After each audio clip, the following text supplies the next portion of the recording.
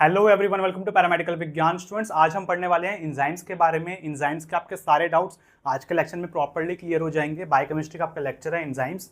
इसमें हम देखेंगे इंजाइम्स क्या होता है, उसकी प्रॉपर्टीज़ क्या होती हैं, उसको हम अच्छे से समझने वाले हैं। इंजाइम का आपका जो स्ट्रक्चर होता है उसमें बहुत सारे बच्चों को दिक्कत होती है कि आपका होलो इंजाइम क्या है, एपो इंजाइम क्या है, कोफैक्टर क्या है, को इंजाइम क्या है, प्रोस्टैटिक ग्रुप क्या होता है। वो सब कुछ आपको अच्छे से समझा रखा है मैंने एक एक चीज़। कोएंजाइम क्या होता है, एक्टिव साइट क्या होती है, इसको हम सब कुछ अच्छे से डिटेल में करके समझने वाले हैं स्ट्रक्चर को। इसके अलावा हम देखेंगे मैकेनिज्म क्या होता है, आपका एंजाइम कैसे काम करता है, उसको हम समझेंगे अच्छे से। उसमें दो मॉडल्स आते हैं, दोनों के दोनों मॉडल्स को समझेंगे। इसके अलावा हम देखेंगे एंजाइम्स की क्लासिफिकेशन आईयूबी के अकॉर्डिंग। तो आपको बहुत कुछ सीखने को मिलने वाला है, पूरी क्लासिफिकेशन समझेंगे।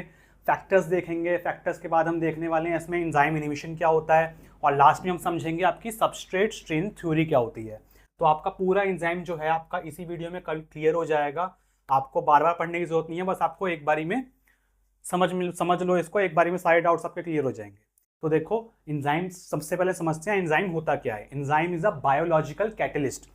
कैटलिस्ट क्या होता है, जो कि आपका रिएक्शन में पार्ट लेता है और उस आपका जो रिएक्शन है उसको स्पीड अप कर देता है। ठीक है, ऐसे ही आपका एंजाइम क्या है, बायोलॉजिकल कैटलिस्ट है। बायोलॉजिकल कैटलिस्ट मतलब क्या है, आपके लिविंग ऑर्गेनिज्म में पाए जाने वाला कैटलिस्ट। ये क्या होता है, एंजाइम होता है। ये किससे बना होता है, प्रोटीन से बना होता है, या फिर इसके अलावा पहले हम मानते थे कि प्रोटीन से बना हुआ है। इसके अलावा आपका कुछ एंजाइम्स जो होते हैं वो आरएनए से भी बने होते हैं। उनको क्या बोलते हैं हम, राइबोजाइम बोलते हैं। राइबो न्यूक्लिक एसिड होता है ना, उसका राइबो ले लो, एंजाइम का एन हटा दो, जाइम लगा दो, तो राइबोजाइम, यानी कि वो एंजाइम जो कि आपके आरएनए वाले हैं। ठीक है, that increase the rate of chemical reaction. Enzyme करता क्या है, जो आपका केमिकल रिएक्शन है, जो भी केमिकल रिएक्शन हो रहा है, किसी भी चीज का अगर हम केमिकल रिएक्शन करवा रहे हैं, किसी भी कंपाउंड का केमिकल रिएक्शन करवा रहे हैं, तो उसका रेट मतलब कि उसको स्पीड अप करेगा वो। अगर कोई रिएक्शन आपका 10 मिनट में होना है तो उसको 2-2.5 मिनट में करवा देगा, 1 मिनट में करवा देगा। तो उसको हम क्या बोलते हैं, रेट बोलते हैं। उस रेट को वो बढ़ाएगा। ठीक है, रेट को वो बढ़ाता है, यानी कि आपका टाइम जो होएगा वो कम लगेगा, रिएक्शन आपकी जल्दी होगी। Without being consumed in the process, मतलब कि आपका जो एंजाइम है वो आपका उस प्रोसेस में कंज्यूम नहीं होगा। एंजाइम यूज होगा, यूज होकर आप उसको वो बाहर निकल जाएगा और आपका प्रोडक्ट बन जाएगा। उसके बाद उस एंजाइम का आप दोबारा यूज कर सकते हो, दोबारा यूज कर सकते हो, यूज करते रहते हैं। ठीक है, तो वो जो आपका एंजाइम है वो आपका कंज्यूम नहीं होगा या फिर यूज नहीं होगा। विदाउट बीइंग कंज्यूम्ड मतलब कि खत्म नहीं होगा, वो यूज तो होगा लेकिन वो खत्म नहीं होगा, कंज्यूम नहीं होगा। तो ये होता है आपका एंजाइम की प्रॉपर डेफिनेशन। एंजाइम क्या करता है, इसका सबसे मेन काम क्या है, it lowers the activation energy of a reaction. किसी भी रिएक्शन का, कोई भी अगर केमिकल रिएक्शन हो रहा है, उसकी जो एक्टिवेशन एनर्जी होती है उसको ये कम कर देगा। अब आप सोचोगे एक्टिवेशन एनर्जी क्या होता है, बहुत सारे बच्चों को इस पर भी डाउट होता है।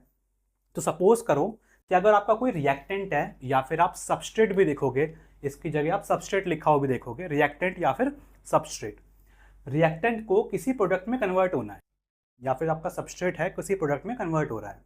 उसको कन्वर्ट होने के टाइम पे, अगर इसको कन्वर्ट होना है, इसमें रिएक्शन हो रहा है तभी तो कन्वर्ट हो रहा है। अब कन्वर्ट जब ये हो रहा है तो इसको कितनी एनर्जी चाहिए। जैसे मैं एनर्जी देना स्टार्ट करी, मैंने एनर्जी देना स्टार्ट करी, इस पॉइंट पे जाने के बाद अब ये कन्वर्ट होना चालू होगा, अब ये कन्वर्ट होना चालू हो रहा है। तो इतनी जो एनर्जी मैंने दी, इसको हम क्या बोलते हैं, एक्टिवेशन एनर्जी बोलते हैं। यानी कि कितनी एनर्जी चाहिए एक प्रोडक्ट को, एक आपके सबस्ट्रेट को या फिर रिएक्टेंट को प्रोडक्ट में कन्वर्ट होने के लिए, उसको हम क्या बोलते हैं, एक्टिवेशन एनर्जी बोलते हैं। तो एंजाइम क्या करेगा, इस एक्टिवेशन एनर्जी को, जितनी एनर्जी उसको चाहिए थी प्रोडक्ट में कन्वर्ट करने के लिए, उस एक्टिवेशन एनर्जी को ये कम कर देगा। यानी कि जितना आपको एनर्जी देनी पड़ रही थी उतनी आपको एनर्जी नहीं देनी पड़ेगी। जैसे कि इसमें देखिए इतनी सारी आपकी एक्टिवेशन एनर्जी चाहिए थी, लेकिन इसमें क्या है, एक्टिवेशन एनर्जी सिर्फ हमने इतनी सी दी है।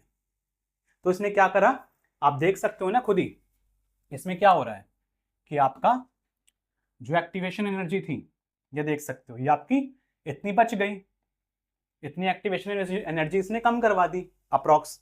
ठीक है, तो एक्टिवेशन एनर्जी को ये क्या करता है, कम करता है। यही मेन काम होता है आपके एंजाइम का। ओके, तो आप ये देख सकते हो, इसमें आपका क्या दिखा रखा है कि ना, कोई रिएक्शन है विदाउट एंजाइम, अगर किसी एंजाइम का यूज ना करके अगर हम कोई केमिकल रिएक्शन करवा रहे हैं तो उसको इतना टाइम लग रहा है, उसको इतनी एक्टिवेशन एनर्जी देनी पड़ रही है, ठीक।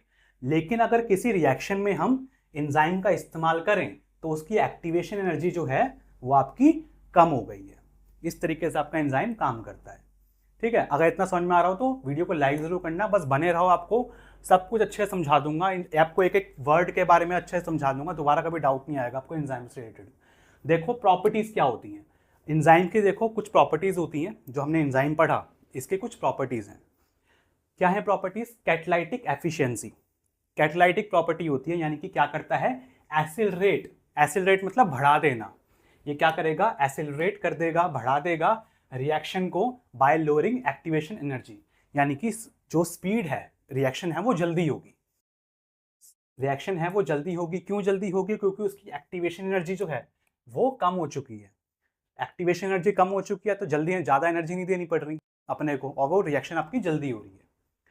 स्पेसिफिसिटी, स्पेसिफिसिटी क्या है, आपका जो एंजाइम है वो हाईली स्पेसिफिक है, हाईली स्पेसिफिक है आपका एंजाइम, ठीक है, आपके सबस्ट्रेट के लिए या फिर आपके रिएक्टेंट के लिए, रिएक्टेंट लिखा हो सबस्ट्रेट लिखा हो बात एक ही है, और रिएक्शन के लिए आपका जो एंजाइम है वो हाईली स्पेसिफिक होता है, किसी भी सबस्ट्रेट जो है रिएक्टेंट है उसका जो बाइंड करेगा वो आपका एंजाइम जो होगा वो बिल्कुल स्पेसिफिक होगा। जैसे कि आपका यूरियस जो है वो सिर्फ और सिर्फ यूरिया पे ही काम करेगा, यूरिया जो है वो सिर्फ और सिर्फ यूरिया पे ही काम करेगा, और कोई भी सबस्ट्रेट डाल दो इसके साथ उस पर काम ही नहीं करेगा यूरियस। यूरियस क्या है, एज, जिसके पीछे भी आपका एज लगा होगा ना, वो सारे क्या है, अपने एंजाइम होते हैं, ठीक। यूरियस है, यूरियस सिर्फ यूरिया पे ही काम करेगा और किसी के साथ काम ही नहीं करेगा, तो हाईली स्पेसिफिक है, ठीक है। जो आपका यूरिया का है सबस्ट्रेट हो गया तो उस पर ही काम करेगा। रीयूजेबल, इस एंजाइम को हम दोबारा यूज कर सकते हैं क्योंकि ये कंज्यूम ही नहीं हो रहा, not used up in the reaction, या फिर हम लिख सकते हैं कि not consumed in the reaction, वो एंजाइम जो है यूज तो उसका हुआ लेकिन कंज्यूम नहीं हुआ, उसको हम दोबारा यूज कर सकते हैं। अफेक्टेड बाय कंडीशंस, एंजाइम की जो एक्टिविटी है वो इफेक्ट कर सकती है कंडीशन के हिसाब से, जैसे कि आपका टेम्परेचर उस पर डिपेंड करेगा, पीएच हो गया, आपका सबस्ट्रेट की कंसंट्रेशन कितनी है, सबस्ट्रेट की कंसंट्रेशन कितनी है उस पर डिपेंड करेगा, इन सब चीज़ों पे डिपेंड करता है, पीएच पे, टेम्परेचर पे, सबस्ट्रेट की कंसंट्रेशन पे, ठीक है। ये अफेक्ट करते हैं इसकी एक्टिविटी को कि आपका एंजाइम जो है वो कितना ज़्यादा अच्छे तरीके से काम कर रहा है। फॉर एग्जाम्पल सबस्ट्रेट वाला अगर मैं आपको एग्जाम्पल समझाऊँ तो देखो, अगर ये कोई सबस्ट्रेट है, अगर एक 10 सबस्ट्रेट है, 10 सबस्ट्रेट या 6 सबस्ट्रेट जो भी मैंने बनाया, अगर इस पर हम कोई एंजाइम को काम करवाएं, अगर एंजाइम हमारे पास 2 ही हैं, नंबर मैं आपको बता रहा हूँ एग्जाम्पल, अगर मेरे पास 2 ही एंजाइम है तो पहले 2 इसको कन्वर्ट करेंगे प्रोडक्ट में, फिर इस पे आएंगे, फिर इसको कन्वर्ट करेंगे प्रोडक्ट में, फिर ये दोनों जब हो जाएंगे प्रोडक्ट में कन्वर्ट, फिर ये इस पे जाके काम करेंगे प्रोडक्ट पे। सबस्ट्रेट अगर ज़्यादा हो, एंजाइम अगर कम हो तो आपका इफेक्ट होएगा ना, एंजाइम फिर आपका पहले यूज़ होगा, फिर उसके बाद उस पर यूज़ होगा, फिर उसके बाद उस पर यूज़ होगा। लेकिन अगर सबस्ट्रेट के बराबर ही आपके एंजाइम हो तो आपका रिएक्शन जो होगी वो जल्दी हो जाएगी, ठीक। तो आपका जो सबस्ट्रेट की कंसंट्रेशन है, कंसंट्रेशन मतलब नंबर हो गया, कंसंट्रेशन हो गया, वो अफेक्ट करती है एंजाइम की एक्टिविटी को। इसके अलावा देखो फॉर्म एंजाइम सबस्ट्रेट कॉम्प्लेक्स, आपका जो एंजाइम है वो सबस्ट्रेट के साथ या फिर रिएक्टेंट के साथ बाइंड होने के बाद एक कॉम्प्लेक्स बनाता है, जिसको हम क्या बोलते हैं, एंजाइम सबस्ट्रेट कॉम्प्लेक्स कहते हैं। ये कैसा होता है, टेम्पररी होता है, टेम्पररी कॉम्प्लेक्स होता है जो कि रिएक्शन के दौरान बनता है, अभी हम आगे देखेंगे। कैन रिक्वायर कोफैक्टर, आपके एंजाइम को एक कोफैक्टर की ज़रूरत भी होती है। कोफैक्टर क्या होता है अभी आपको मैं और डिटेल में अच्छे से समझाऊंगा। Some enzymes need metal ion, cofactor क्या है आपका, मेटल आयन या फिर कुछ विटामिन, विटामिन आपका होगा तो कोफैक्टर की जगह कोएंजाइम होगा टू वर्क। कुछ एंजाइम्स को आपके मेटल आयन चाहिए होते हैं या फिर विटामिन चाहिए होते हैं, जिनको हम कोफैक्टर या कोएंजाइम्स कहते हैं, कुछ को प्रोस्टैटिक ग्रुप चाहिए होता है, तो ये सब चीज़ें चाहिए होती हैं कुछ एंजाइम्स को वर्क करने के लिए। सेंसिटिव टू इनहिबिटर्स, आपका जो एंजाइम है वो इनहिबिटर्स से सेंसिटिव है, इनहिबिटर्स मतलब इनहिबिट करने वाले, रोकथाम करने वाले कि एंजाइम को काम नहीं करने देंगे, ठीक है, इनहिबिटर्स के लिए सेंसिटिव है आपका एंजाइम। एंजाइम इनहिबिटर हम आखिरी में देखेंगे भी, उसके क्लासिफिकेशन भी देखेंगे, एक एक करके सारे पार्ट्स भी देखेंगे, टाइप्स भी देखेंगे। Can be inhibited by specific molecules और टॉक्सिन्स, जो आपका एंजाइम है वो इनहिबिट हो सकता है किसी भी स्पेसिफिक मॉलिक्यूल से या फिर टॉक्सिन्स की वजह से। ओके, तो एंजाइम की जो एक्टिविटी है, एंजाइम आपका काम ही नहीं कर पाएगा अगर कोई स्पेसिफिक मॉलिक्यूल होगा या फिर कोई स्पेसिफिक टॉक्सिन होगा। तो ये आपके कुछ प्रॉपर्टीज थी आपके एंजाइम्स की। अब आप देखो स्ट्रक्चर ऑफ एंजाइम, जो कि आपके लिए बहुत ज़्यादा इंपॉर्टेंट है, अच्छे समझ लो इसको क्या होता है। Apo enzyme, cofactor, holo enzyme. पहले तो आप ये 3 टर्म समझो, उसके बाद हम आगे टर्म्स पे आएंगे। सबसे पहले देखो एपो एंजाइम क्या होता है। एपो एंजाइम एक ऐसा प्रोटीन पार्ट होता है एंजाइम का जो कि अकेला कैसा होता है, इनएक्टिव होता है। प्रोटीन पार्ट होता है एंजाइम का, एक एंजाइम है उसका जो प्रोटीन वाला पार्ट होगा उसको हम क्या बोलते हैं, एपो एंजाइम कहते हैं। कोफैक्टर क्या होता है, नॉन प्रोटीन पार्ट। एक जो एंजाइम है उसमें कुछ पार्ट प्रोटीन का होगा, कुछ पार्ट नॉन प्रोटीन का होगा। तो आपका जो प्रोटीन वाला पार्ट होगा उसको हम क्या बोलेंगे, एपो एंजाइम कह देंगे। और जो आपका नॉन प्रोटीन पार्ट होगा उसको हम क्या बोल देंगे, कोफैक्टर बोल दिया। लेकिन can be metal ion. Cofactor कैसे वाले हो सकते हैं, मेटल आयन वाले, जैसे कि आपका Mg2 पॉजिटिव, आपका Zn, Fe, ये सारे क्या है, मेटल आयंस हैं। ठीक है, मैग्नीशियम, जिंक, आयरन, ये सब क्या है अपने मेटल आयंस हैं। या फिर या तो आपका मेटल आयन हो सकता है ये, या फिर क्या हो सकता है, कोई ऑर्गेनिक मॉलिक्यूल भी हो सकता है आपका कोफैक्टर। तो आपका जो कोफैक्टर है ज्यादातर ये मेटेलिक आयन होते हैं। Holo enzyme. अब होलो एंजाइम क्या होता है, जब आप एपो एंजाइम और कोफैक्टर को मिला दोगे तो उसको हम क्या बोलते हैं, होलो एंजाइम बोलते हैं। होलो, होलो वर्ड किससे आया है, होल से आया है, WHOLE, होल। ठीक है, WHOLE, होल। इससे क्या आ गया, होल। होल मतलब पूरा, पूरा कंप्लीट एंजाइम। कंप्लीट एंजाइम कब बोलेंगे, जिसको हम क्या बोलते हैं, होलो एंजाइम बोलते हैं। एक कंप्लीट एंजाइम क्या होगा, या फिर हम बोल सकते हैं एक एक्टिव एंजाइम क्या होगा, जब उसमें एपो एंजाइम होगा या फिर उसमें साथ में उसके क्या होगा, कोफैक्टर होगा। जो कि आपका एपो एंजाइम क्या है, एक प्रोटीन पार्ट है, कोफैक्टर क्या है, एक नॉन प्रोटीन पार्ट है। नॉन प्रोटीन पार्ट जो कोफैक्टर है वो क्या हो सकता है, अपना मेटल आयन हो सकता है। ठीक है, अब इसके बाद आप देखो प्रोस्थेटिक ग्रुप। अब प्रोस्थेटिक ग्रुप एक टर्म आती है, the term prosthetic group is used, उसको हम कब यूज करेंगे, when the non protein part, या फिर मॉइटी बोल लो, पार्ट बोल लो, बात एक ही है। जो आपका नॉन प्रोटीन पार्ट था, ये वाला जो नॉन प्रोटीन पार्ट था, वो टाइटली बॉन्ड होगा, कोवेलेंटली बॉन्ड होगा, टाइटली बॉन्ड होगा किससे, एपो एंजाइम के साथ। आपका जो ये था ना कोफैक्टर, ये क्या कर सकता था, ये अगर इसको हम डायलिसिस वगैरह करें तो ये रिमूव हो सकता था एंजाइम से।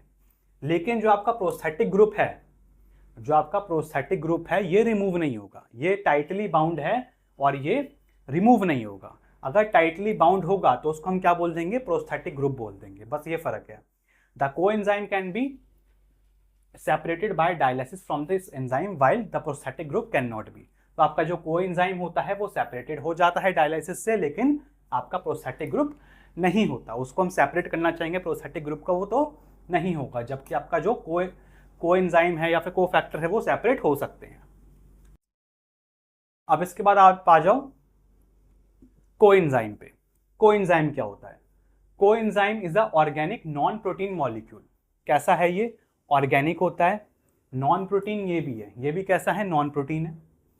ऑफन ड्राइव फ्रॉम विटामिन, ये किससे बना हुआ है, किससे ड्राइव करा इसको, विटामिन से। वो किससे बना हुआ था, कोफैक्टर, मेटल आयन से। ठीक है, ये फर्क है दोनों में।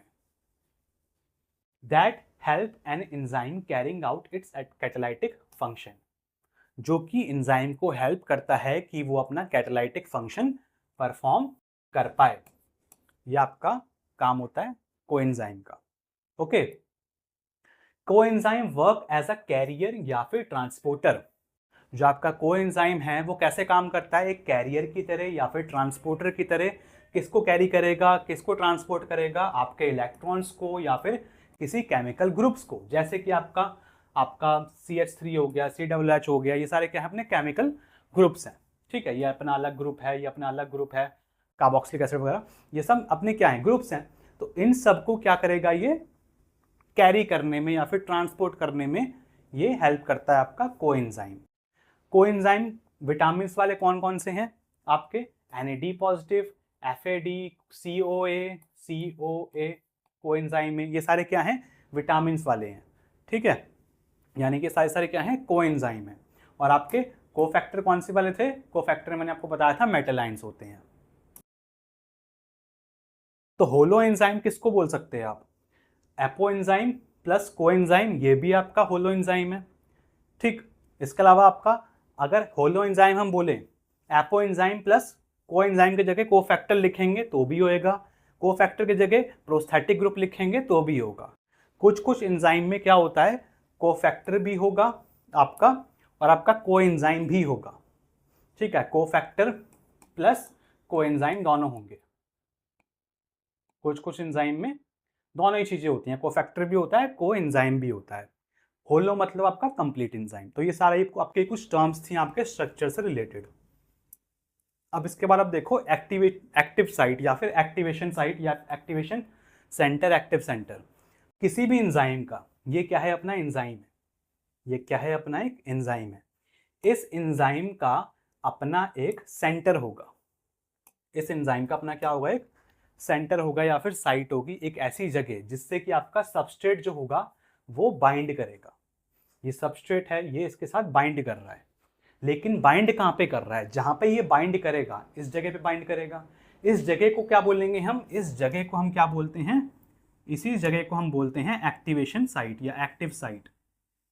इस जगह को हम क्या बोलेंगे, एक्टिव साइट। ये पूरा एंजाइम है, लेकिन ये पूरा एंजाइम तो बाइंड नहीं हो रहा ना, इसकी सिर्फ इस जगह से बाइंड हो रहा है ना, तो इस जगह को हम क्या बोलते हैं, एक्टिव साइट कहते हैं। अब ये जो आपका एक्टिव साइट क्या होता है, बेसिकली स्पेसिफिक रीजन होता है जहां पे आपका सबस्ट्रेट बाइंड होता है और रिएक्शन होती है, जो कि आपका सबस्ट्रेट इधर बाइंड होगा और आपकी रिएक्शन होगी।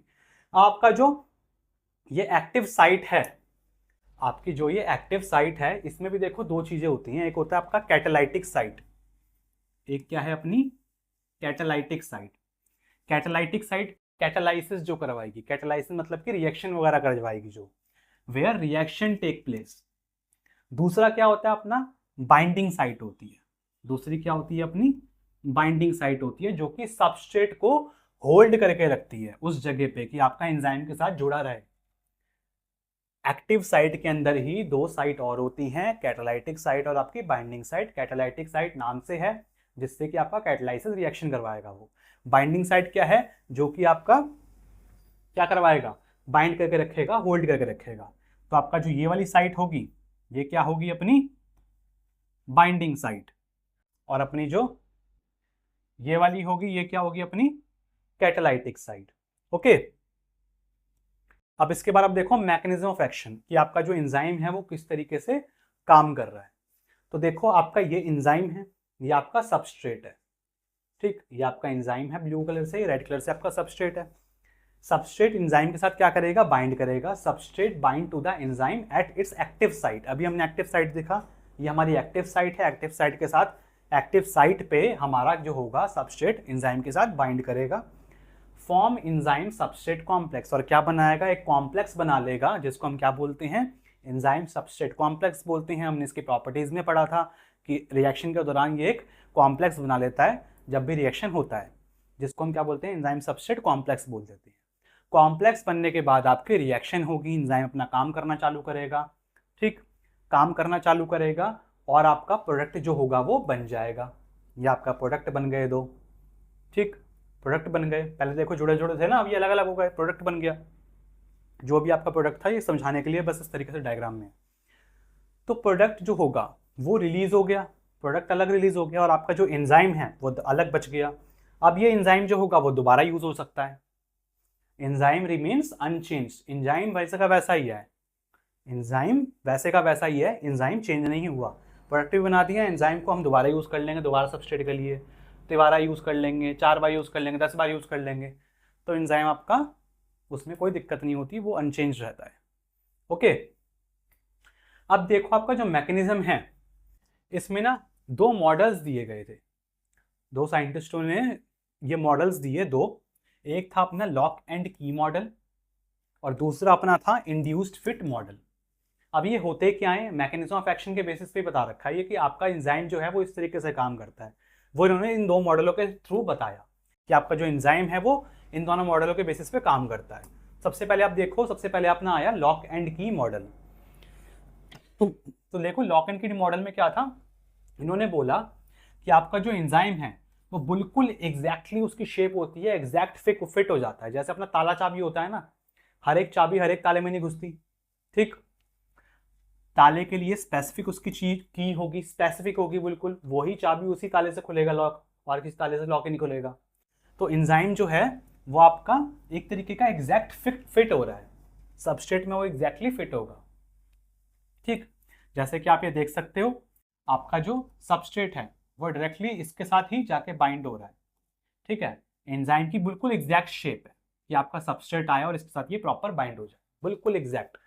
लेकिन आपका जो इंड्यूस्ड फिट मॉडल है, induced fit model, enzyme adjust its shape. इन्होंने बोला कि इस मॉडल ने बताया कि आपका जो एंजाइम है वो सबस्ट्रेट के अकॉर्डिंग अपनी शेप भी चेंज कर सकता है। देखो जैसे कि आपका सबस्ट्रेट है, ये आपका सबस्ट्रेट है, ग्रीन कलर से पर्पल कलर से, रेड कलर से अपना एंजाइम है। एंजाइम देखो इस शेप में है, ठीक है, ये एंजाइम की एक्टिव साइट है। एंजाइम अपना इस शेप में है, ये अपना सबस्ट्रेट है। अब इस एंजाइम को इसका बाइंड करना है, तो एंजाइम ने क्या करा, अपनी ये वाली जो शेप थी, ये वाली शेप देख रहे हो, ये वाली शेप इसने चेंज कर ली। एंजाइम सबस्ट्रेट कॉम्प्लेक्स बना लिया है, एंजाइम ने अपनी शेप एडजस्ट कर ली, बेसिकली हम बोल सकते हैं। तो एंजाइम अपने इसमें शेप को एडजस्ट कर लेता है, और उसके बाद एक एंजाइम प्रोडक्ट कॉम्प्लेक्स बनाता है, एंजाइम सबस्ट्रेट कॉम्प्लेक्स बनाता है, ओके। और उसके बाद आपका ये प्रोडक्ट अलग, एंजाइम अलग, ठीक। तो आपका एंजाइम जो है वो अपनी शेप एडजस्ट कर लेता है। ये दो मॉडल थे अपने, तो ये वाला मॉडल जो था इसको माना जाता है। अब देखो क्लासिफिकेशन ऑफ एंजाइम्स। तो आपका जो एंजाइम्स है इसको हमने बेसिकली दो टाइप में क्लासिफाई कर रखा है। पहले आप देखोगे कि दो तरीके के एंजाइम्स होते हैं, इंट्रासेलुलर एंजाइम्स और एक्स्ट्रा सेलुलर एंजाइम्स। अभी हम आईयूबी के बारे में बात करेंगे। पहले आप देखो इंट्रासेलुलर। इंट्रासेलुलर मतलब सेल के अंदर वाले। इंट्रासेलुलर मतलब क्या होगा, functional within the cell, within the cell, ठीक। जहाँ पे सेल के अंदर ये बने, जहाँ पे ये सिंथेसाइज हुए, जहाँ पे ये बने, उस जगह जो आपके एंजाइम्स पाए जाते हैं वो आपके इंट्रासेलुलर एंजाइम्स होते हैं। दूसरा क्या होता है, extracellular enzymes, active outside the cell. जो आपके जो एंजाइम्स होंगे वो सेल के बाहर एक्टिव होंगे, आउटसाइड द सेल। एक्स्ट्रा मतलब बाहर, इंट्रा मतलब सेल के अंदर। इसमें क्या आते हैं, अपने सारे के सारे डाइजेस्टिव एंजाइम्स आते हैं। पहले तो हम इस तरीके से पढ़ते थे। अब क्या हुआ ना, आपका एंजाइम को क्लासिफाई करने के लिए आईयूबी, इंटरनेशनल यूनियन ऑफ बायोकेमिस्ट्री, इन्होंने एंजाइम्स को क्लासिफाई करने के लिए कुछ क्लासेस बना दी। तो आपकी कौन कौन सी क्लास थी, कब दी थी, अब कब बनाई थी आपकी 1961 में। तो कौन कौन सी क्लासेस थी अपनी, ये अपनी 6 क्लासेस हैं। ऑक्सीडो रिडक्टेजेस, ट्रांसफरेजेस, हाइड्रोलेजेस, लाइजेस, आइसोमरेजेस और लाइगेजेस, ये अपनी 6 क्लासेस हैं। तो आईयूबी ने 6 क्लासेस में अपना बांट दिया, अपने जो एंजाइम्स थे उनको क्लासिफाई कर दिया।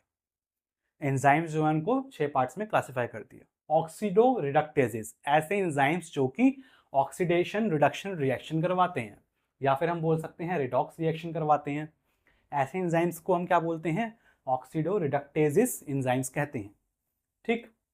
ये इसमें क्या होता है, आपका ऑक्सीजन का एडिशन होगा, हाइड्रोजन का एडिशन होगा, ठीक है, या फिर ऑक्सीजन रिमूव हो जाएगा, हाइड्रोजन रिमूव हो जाएगा, या फिर ऐड हो जाएगा।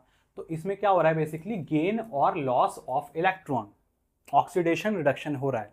ऐसे एंजाइम्स जो कि ऑक्सीडेशन रिडक्शन करवाते हैं उसको हम क्या बोलते हैं, ऑक्सीडो रिडक्टेजेस एंजाइम्स। इसमें कौन कौन से एग्जांपल्स हैं, जैसे कि अपना डिहाइड्रोजिनेज ऑक्सीडेज। दूसरा अपना आता है ट्रांसफरेजेस।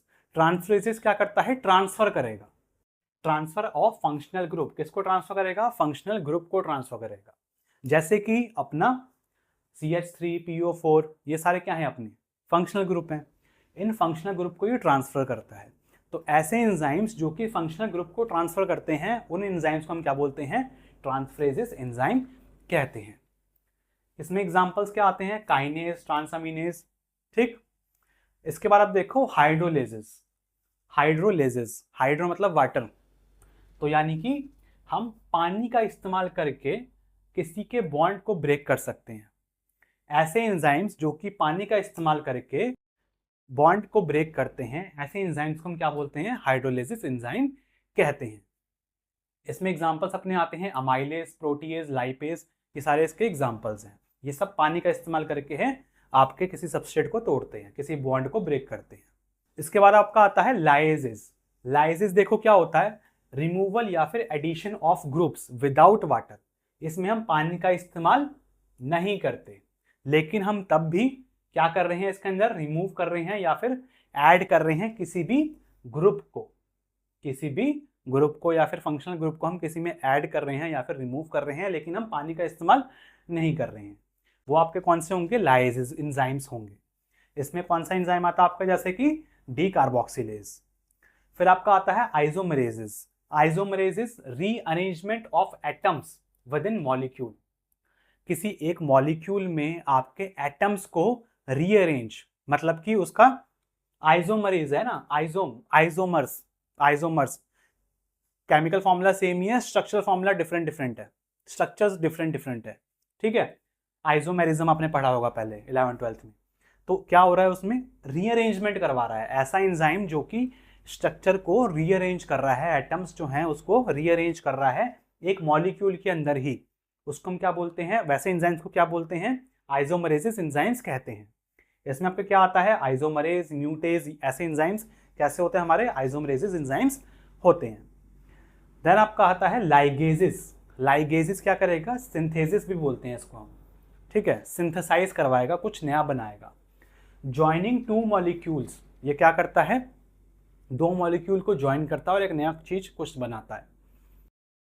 ये क्या करेगा? दो मॉलिक्यूल्स को ज्वाइन करेगा, और जब ज्वाइन करेगा तो इसमें हमको एटीपी भी चाहिए होगा, एडेनोसिन ट्राइफॉस्फेट भी चाहिए होगा, ठीक है। तो ऐसे एंजाइम्स को क्या बोलते हैं? हम लाइगेजेस बोलते हैं। इसमें एग्जांपल क्या है अपना? DNA ligase. अब ये जो आपकी 6 क्लासेस हैं, आप इसमें आपको 2-3 चीजें छोटी छोटी बताया था। जैसे आप ये देखो, इसमें एजिस, एजिस, एजिस, एजिस, एजिस, एजिस, इसमें भी एजिस, ठीक है। एजिस एजिस सब पे लग रखा है। ये सारे एजिस वाले क्या होंगे? अपने क्लासिफिकेशन है, ठीक है, मेन क्लासेस हैं। अब इसमें देखो आप, ase, ase, ase, ase, ase, ase, ase, ase, ase, ase, ase, ये सारे क्या हैं? अपने एंजाइम्स, ठीक है। Ases, classes, A S E, enzymes. Majorly enzyme के पीछे एएसई लगता है, मेजरली एंजाइम्स के पीछे, ओके। अब आप आ जाओ फैक्टर्स। अच्छा, इससे पहले आपको एक चीज बताता हूं, ये जो आपका क्लासिफिकेशन है, इसको समझने के लिए, इसकी शॉर्ट फॉर्म के लिए एक शॉर्ट फॉर्म निकाली गई थी। इसकी क्या निकाली गई थी?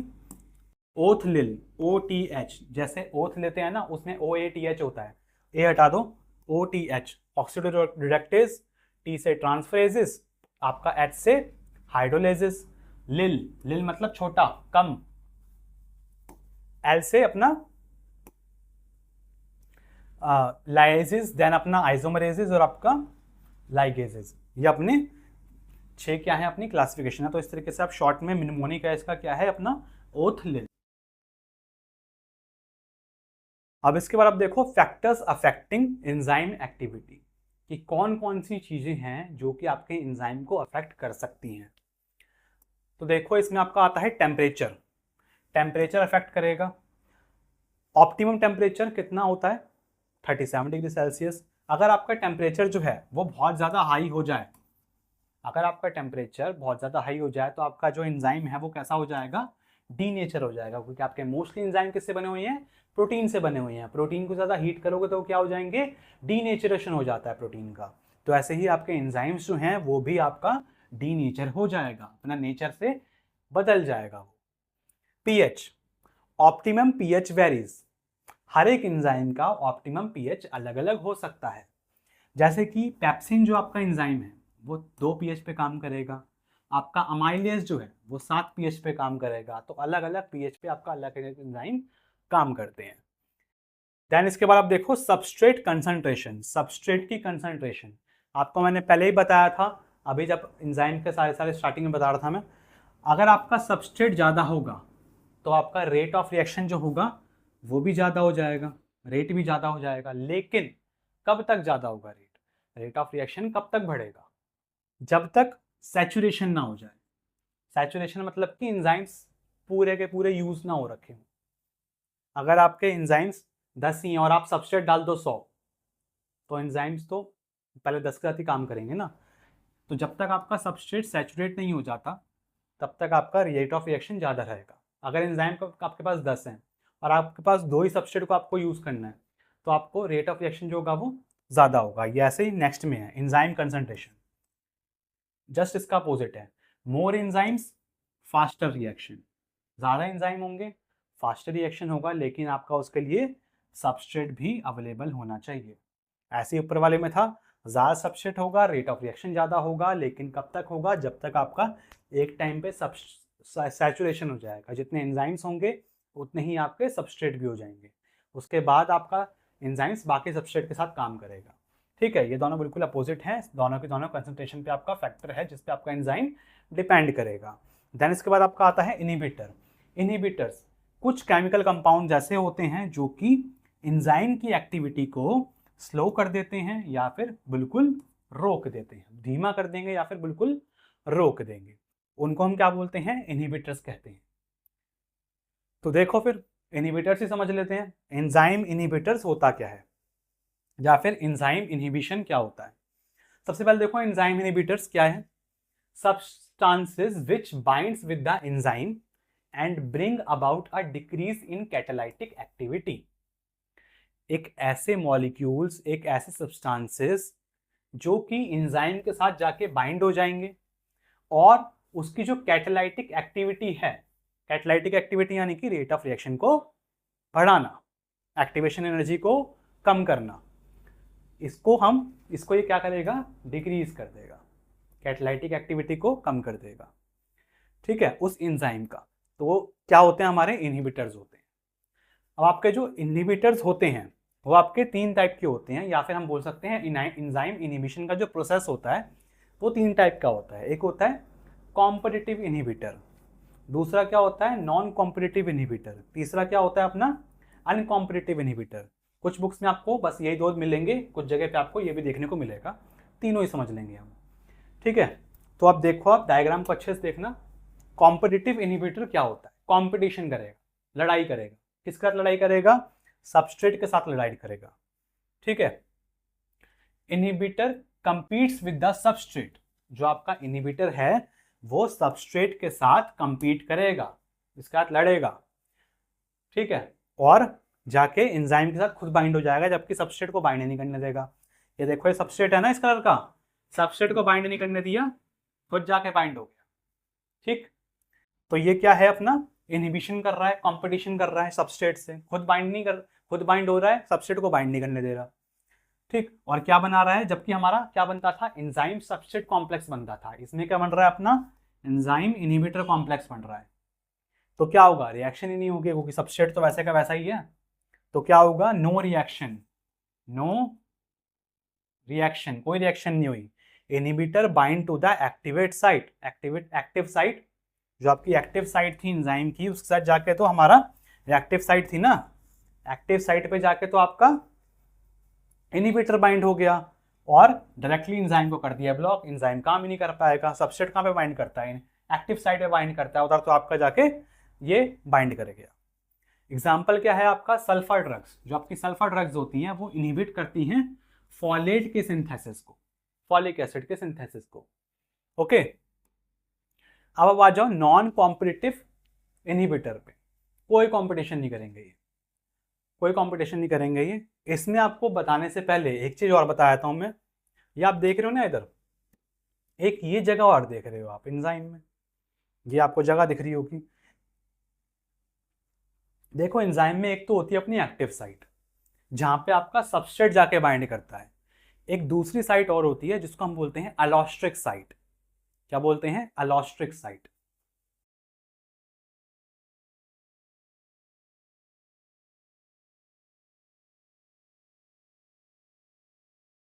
एलोस्ट्रिक साइट।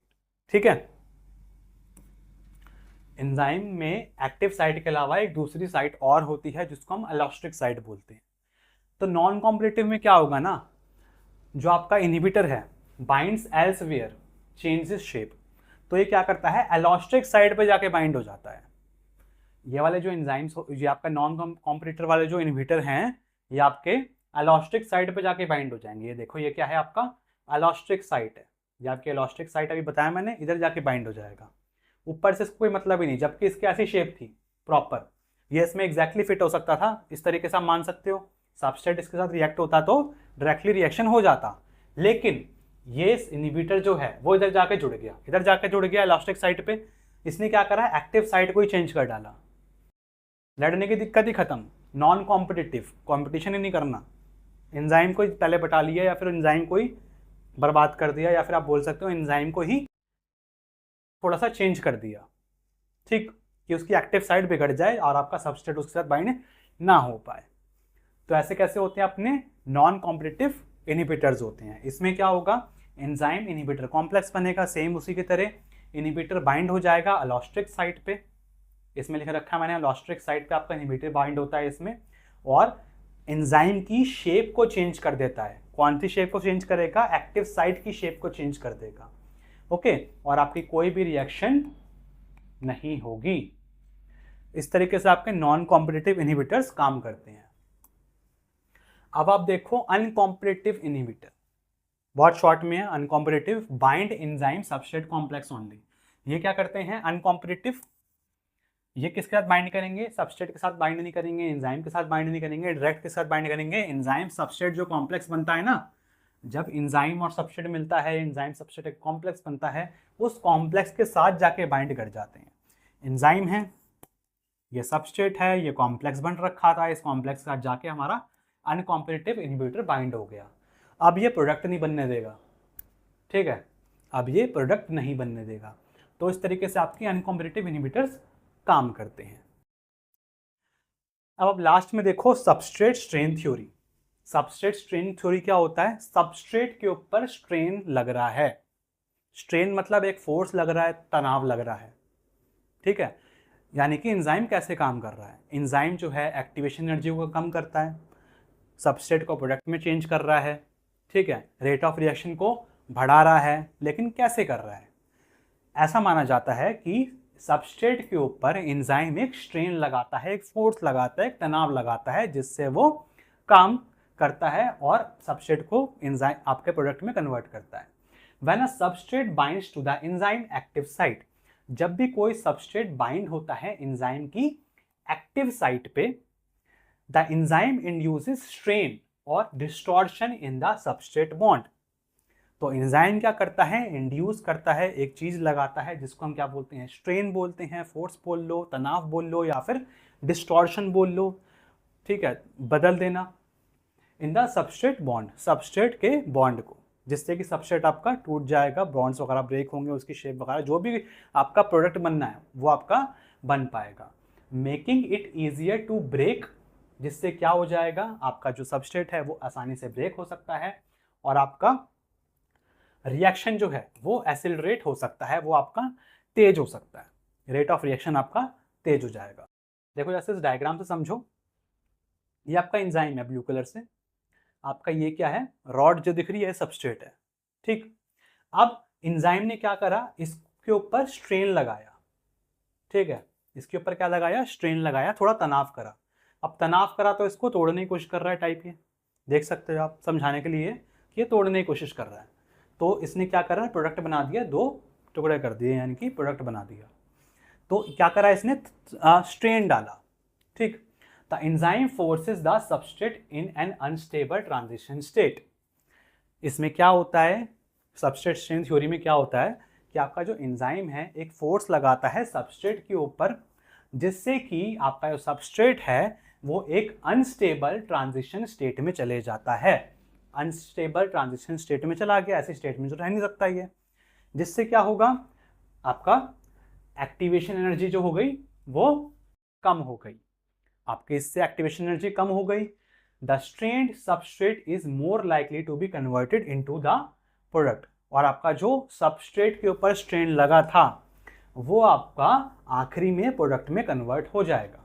ये आपकी सबस्ट्रेट स्ट्रेन थ्योरी होती है कि आपका एंजाइम इस तरीके से रेट ऑफ रिएक्शन को आपका बढ़ा रहा है, एक्टिवेशन एनर्जी को कम कर रहा है। इस तरीके से आपका एंजाइम काम करता है। तो स्टूडेंट्स, ये था हमारा आज का छोटा सा लेक्चर। छोटा तो नहीं था, थोड़ा सा बड़ा ही हो गया होगा। आपके एंजाइम्स के बारे में उसके सब चीज़ें हमने अच्छे से पढ़ ली। अगर आपको वीडियो अच्छी लगी हो तो वीडियो को लाइक करना, क्लासमेट्स के साथ वीडियो को शेयर करना। चैनल पर अगर पहली बार आए तो चैनल को सब्सक्राइब कर लो। अगर वीडियो देखते हो मुझे सब्सक्राइब नहीं करते तब भी सब्सक्राइब कर लो। ओके, तो मिलते हैं हम बहुत जल्दी नेक्स्ट वीडियो में। तब तक के लिए बाय बाय।